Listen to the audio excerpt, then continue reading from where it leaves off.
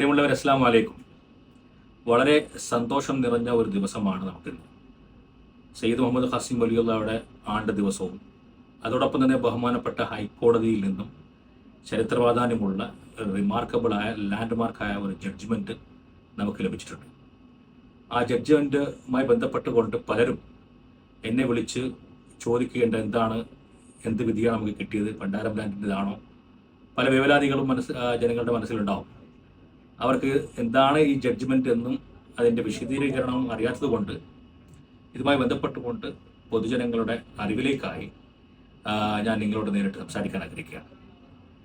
ഇന്ന് ബഹുമാനപ്പെട്ട ഹൈക്കോടതിയിൽ നിന്നും നമുക്ക് ലഭിച്ചിരിക്കുന്ന ഉത്തരവ് തീർച്ചയായിട്ടും വളരെ പ്രാധാന്യമറിയിക്കുന്ന ഒന്നാണ്.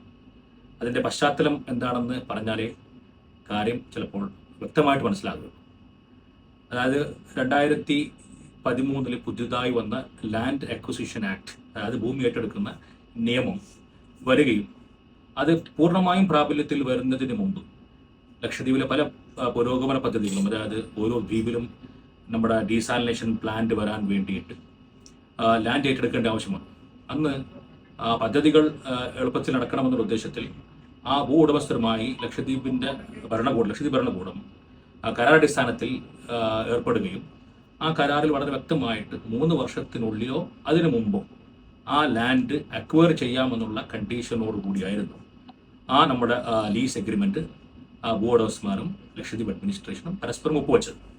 എന്നാൽ 3 വർഷം കഴിഞ്ഞിട്ടും ലക്ഷദ്വീപ് അഡ്മിനിസ്ട്രേഷൻ ഭൂമി ഏറ്റെടുക്കലുമായി മുന്നോട്ട് പോകാത്ത സാഹചര്യത്തിൽ ലക്ഷദ്വീപ് അഡ്മിനിസ്ട്രേഷനെതിരെ ഈ പറയപ്പെട്ട നമ്മുടെ ലാൻഡ് ഓണേഴ്സ് ആയിട്ടുള്ള, ഇതിൽ പെറ്റീഷണറായിട്ടുള്ളത് വേറെ ആരുമല്ല, നമ്മുടെ NCPയുടെ മുൻ ജനറൽ സെക്രട്ടറി, ഇലക്ഷൻ ഇൻചാർജായ മർക്കസ് സാദിഖ്, അതായത് എടലം സാദിഖിൻ്റെ ഭാര്യ, അതുപോലെ വന്ധ്യരായ നമ്മുടെ മരണപ്പെട്ടു പോയ അമിനി ദ്വീപ് കാളി അവർകൾ, അദ്ദേഹത്തിൻ്റെ സഹോദരൻ ആറ്റ, അങ്ങനെ പലരും, പിന്നെ നമ്മുടെ സയ്യിദ് മുഹമ്മദ് പ്രക്കാട്, അങ്ങനെ കുറേ പേര് ഈ ലാൻഡ് അക്വയർ ചെയ്യാത്തതുമായി അതിൽ വന്ന കാലതാമസവും താമസിപ്പിക്കലുമായി ബന്ധപ്പെട്ടുകൊണ്ട് ബഹുമാനപ്പെട്ട ഹൈക്കോടതിയെ സമീപിക്കേണ്ടായി.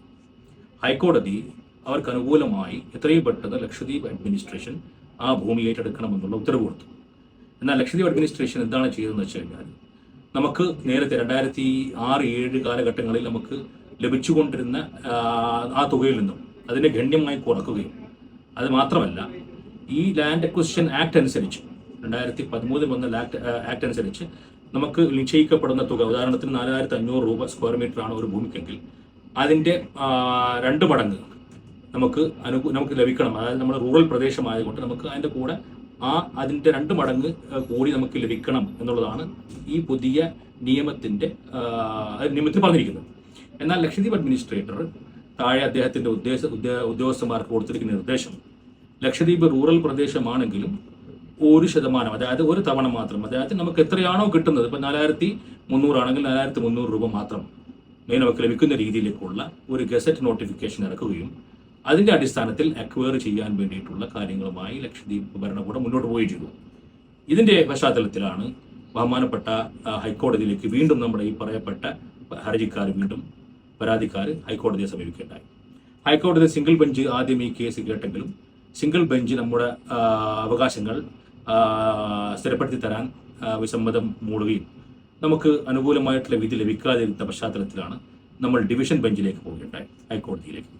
ആ ഡിവിഷൻ ബെഞ്ചിലേക്ക് പോവുകയും നമ്മൾ എന്താണോ നമ്മൾ വാദിച്ചത്, യഥാർത്ഥമായിട്ടുള്ള നമ്മുടെ വാദമുഖങ്ങൾ ബഹുമാനപ്പെട്ട ഡിവിഷൻ ബെഞ്ചിനെ ബോധ്യപ്പെടുത്തിയപ്പോൾ ഇന്ന് ലക്ഷദ്വീപ് അഡ്മിനിസ്ട്രേഷൻ ഇറക്കിയിരിക്കുന്ന ഗസറ്റ് നോട്ടിഫിക്കേഷൻ അത് തെറ്റാണ് എന്ന് ബോധ്യപ്പെടുത്തി കൊടുക്കാൻ വേണ്ടി കേന്ദ്ര ഗവൺമെൻറ് തന്നെ ഇറക്കിയ നോട്ടിഫിക്കേഷൻ, ലാൻഡ് അക്വിസിഷൻ ആക്ടുമായി ബന്ധപ്പെട്ടുകൊണ്ട് റൂറൽ പ്രദേശത്തേക്ക് എത്ര മടങ്ങ് കൊടുക്കണം എന്ന് വളരെ വ്യക്തമാക്കുന്ന ഉത്തരവിൻ്റെ ഓർഡറിൻ്റെ കോപ്പി, അതായത് നോട്ടിഫിക്കേഷൻ്റെ കോപ്പി നമ്മൾ ബഹുമാനപ്പെട്ട കോടതിയിലേക്ക് ബോധ്യപ്പെടുത്തിയപ്പോൾ ബഹുമാനപ്പെട്ട കോടതിക്ക് അത് വളരെ വ്യക്തമായിട്ട് ബോധ്യപ്പെട്ടു.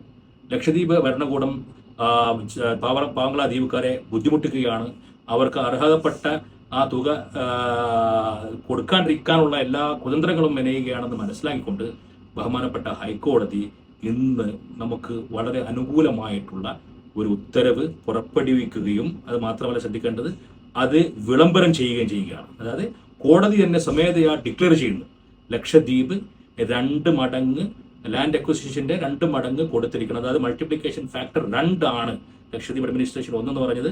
കോടതി 2 അത് ഉത്തരവാക്കിയിരിക്കുകയാണ്, വിളംബരം ചെയ്തിരിക്കുകയാണ്. ഇതിനടുത്തും ഇനി ലക്ഷദ്വീപ് അഡ്മിനിസ്ട്രേഷന് വേറൊന്നും ചെയ്യാനില്ല. അത്രയും രൂപ വെച്ചുകൊണ്ട് തന്നെ ലാൻഡ് അക്വസിഷൻ തുകയുടെ 2 മടങ്ങ് കൂടുതലായിട്ട് കൊടുത്തിരിക്കണം. ഉദാഹരണത്തിന് 4300 സ്ക്വയർ മീറ്റർക്കെങ്കിൽ ഇന്ന് അതിൻ്റെ ഇരട്ടി, അതായത് 8600 രൂപ, ആ രൂപ നമുക്ക് ലഭിക്കണം. പിന്നെ ബാക്കിയുള്ള കാര്യങ്ങൾ വേറെ കിടക്കും. അപ്പോൾ ഇത് ലക്ഷദ്വീപിൻ്റെ ചരിത്രത്തിൽ വളരെ പ്രാധാന്യമർഹിക്കുന്ന ഒരു വിധിയും ആ വിധിയുടെ നടത്തിപ്പും വിളംബരവും കൂടി കോടതി ചെയ്തത്. അതുകൊണ്ടാണ് ഇത്രയും പ്രാധാന്യമുള്ള വിധി എന്ന് പറയാൻ കാരണം. ഈ വിഷയത്തിൽ ലക്ഷദ്വീപ് അഡ്മിനിസ്ട്രേഷൻ നടത്തിക്കൊണ്ടിരിക്കുന്ന ജനദ്രോഹപരമായിട്ടുള്ള നടപടികളുമായി ബന്ധപ്പെട്ട് ലക്ഷദ്വീപിൻ്റെ ഏക ജനങ്ങൾക്ക് അത്താണിയായി നിൽക്കുന്ന പ്രസ്ഥാനം മർഹൂം ഡോക്ടർ കോയ സാഹിബിൻ്റെ NCPSP പ്രതിജ്ഞാബദ്ധമായി ഈ വിഷയങ്ങൾ ഏറ്റെടുത്ത് നടത്തിക്കൊണ്ടിരിക്കുകയാണ്. ഈ കേസ് നടത്തിയിരിക്കുന്ന വേറെ ആരുമല്ല, NCPയുടെ ഇന്നത്തെ സംസ്ഥാന അധ്യക്ഷൻ അഡ്വക്കേറ്റ് കോയ അറഫ മിറാജ്, അദ്ദേഹത്തിൻ്റെ സീനിയർ ആയിട്ടുള്ള അഡ്വക്കേറ്റ് ലാൽ കെ ജോസ്, അതായത് ഷെരീഫ് അസോസിയേറ്റ്സ് എന്ന് പറയുന്ന അഡ്വക്കേറ്റ് അസോസിയേഷനാണ് ഈ കേസ് ഏറ്റെടുത്ത് നടത്തിയിരിക്കുന്നത്. വളരെ അവർക്ക് സഹായകമായിട്ട് ലക്ഷദ്വീപിൽ നിന്ന് തന്നെ നമുക്കറിയാം, ലക്ഷദ്വീപിൻ്റെ നമ്മുടെ പണ്ടാരം ലാൻഡ് അസോസിയേഷൻ്റെ നമ്മുടെ പ്രസിഡന്റ് CN അറ്റക്കോയ, അവർക്ക് അതിനാവശ്യമായിട്ടുള്ള രേഖകളും വക്കീലന്മാർക്ക് പൂർണ്ണമായിട്ടുള്ള സപ്പോർട്ടിന് വേണ്ടിയിട്ടും എല്ലാ കാര്യത്തിനും നമ്മൾ പിന്തുണച്ചിരുന്നതിൻ്റെ അടിസ്ഥാനത്തിൽ ഈ കേസ് ബഹുമാനപ്പെട്ട കോടതിക്ക് അനുകൂലമായി ബോധ്യപ്പെടുത്തി കൊടുക്കാൻ സാധിച്ചു.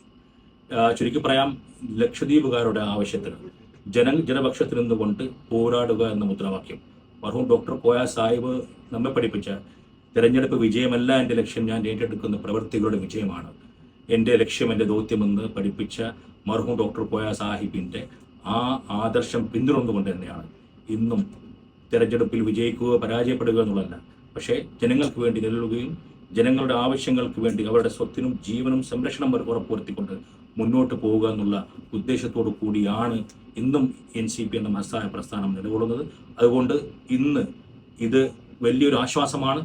ഇനി ഇതിൻ്റെ പിന്നിൽ എന്തുകൊണ്ട് പട്ടേൽ ഈ രീതിയിൽ വില കുറക്കാനും ഈ മൾട്ടിപ്ലിക്കേഷൻ ഫാക്ടർ 1 കാരണം എന്താണെന്ന് ചോദിച്ചു കഴിഞ്ഞാൽ, ഇനി അദ്ദേഹത്തിന് ചിലപ്പോൾ ബോധ്യപ്പെട്ടിട്ടുണ്ടാവും, ചിലപ്പോൾ പഞ്ചായത്തിൻ്റെ പണ്ടാരം ഭൂമിയുടെ കേസുകൾ ഇന്ന് ഏകദേശം അവസാന ഘട്ടത്തിലെത്തിയിരിക്കുന്നു. ഇൻഷാ അല്ലാഹ് അത് നമുക്ക് വളരെ അനുകൂലമായിട്ടുള്ള വിധി വരും എന്നുള്ളതാണ് നമ്മുടെ വിശ്വാസം. അങ്ങനെ വരുമ്പോൾ പട്ടേലിൻ്റെ പദ്ധതികളായി ഇന്ന് നടന്നുകൊണ്ടിരിക്കുന്ന പല സ്ഥലങ്ങളിൽ നടന്നുകൊണ്ടിരിക്കുന്ന പദ്ധതികളൊക്കെ തന്നെ, അല്ലെങ്കിൽ ഇനി ഭാവിയിൽ ഭൂമി ഏറ്റെടുക്കേണ്ടി വരുമ്പോൾ വളരെ തുച്ഛമായ വില കൊടുത്തുകൊണ്ട് ലക്ഷദ്വീപുകാരുടെ ഭൂമി ഏറ്റെടുത്ത് കളയാം എന്നുള്ള ഒരു വ്യാമോഹം കൊണ്ടാണ് അദ്ദേഹം ഈ രീതിയിലുള്ള പ്രവർത്തനങ്ങൾ നടത്തിക്കൊണ്ടിരിക്കുന്നത്. രണ്ടാമത്തേത്, നമുക്ക് ലഭിച്ചുകൊണ്ടിരിക്കുന്ന ഒരുപാട് ആനുകൂല്യങ്ങൾ, ആ ആനുകൂല്യം ഓരോന്നോരോന്നായി നഷ്ടപ്പെടുത്തിക്കൊണ്ടിരിക്കുന്ന നമ്മുടെ സംരക്ഷണങ്ങൾ, ഭൂമിയുമായി ബന്ധപ്പെട്ടുകൊണ്ട് സംരക്ഷണങ്ങൾ, ഇനി പിൽക്കാലത്ത് ആ സംരക്ഷണങ്ങൾ വരെ എടുത്ത് കളഞ്ഞേക്കാം. നമുക്കറിയാം 15A അമെൻമെന്റ്, പണ്ടാര ഭൂമിയുമായി ബന്ധപ്പെട്ടുകൊണ്ട് നമ്മൾ നടത്തിയ 15A അമെൻമെന്റ് പോലും അത് റിപ്പീൽ ചെയ്ത വ്യക്തിയാണ് അദ്ദേഹം. അതുകൊണ്ട് അദ്ദേഹത്തിൽ നിന്ന് ഒരു ദയാദാക്ഷിണ്യം നമ്മൾ പ്രതീക്ഷിക്കുന്നില്ല. അങ്ങനെയുള്ള സാഹചര്യങ്ങൾ വരുമ്പോഴും നമ്മൾക്ക് ഇന്ന് ലഭിച്ചുകൊണ്ടിരിക്കുന്ന സംരക്ഷണങ്ങൾ പോലും കേന്ദ്ര ഗവൺമെന്റ് ചിലപ്പോൾ എടുത്തു മാറ്റുകയാണെങ്കിൽ ഈ രീതിയിലുള്ള ഭൂമി തുച്ഛമായ വിലക്ക് കോർപ്പറേറ്റുകൾക്ക് അവസരമൊരുക്കുക എന്നുള്ള ഉദ്ദേശവും ഇതിൻ്റെ പിന്നിലുണ്ടായേക്കാം. അതിനൊക്കെ തടയിട്ടുകൊണ്ടാണ്, അതിനൊക്കെ തടസ്സം സൃഷ്ടിച്ചുകൊണ്ട് ഇന്നും ലക്ഷദ്വീപുകാരുടെ ഭൂമിക്കും സ്വത്തിനും സംരക്ഷണം ഉറപ്പുവരുത്തിക്കൊണ്ട് ആണ് ഈ പ്രസ്ഥാനം മുന്നേറുന്നത്. ഇനിയും നിങ്ങളോടൊപ്പം ഈ പ്രസ്ഥാനം ഉണ്ടാകും എന്ന് ഉറപ്പു നൽകിക്കൊണ്ട് തൽക്കാലത്തേക്ക് നിർത്തുന്നു. അസ്സലാമു അലൈക്കും. ജയ് ഹിന്ദ്.